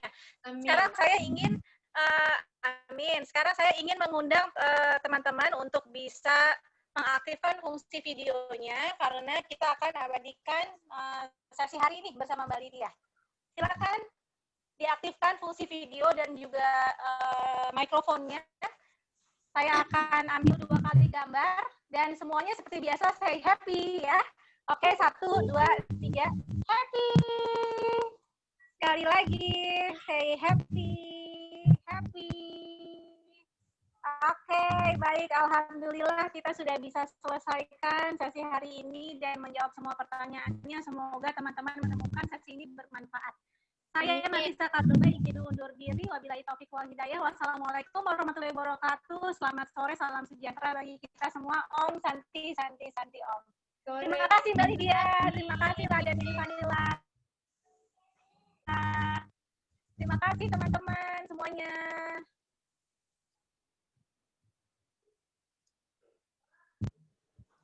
Terima kasih. Mbak Lydia, Mbak.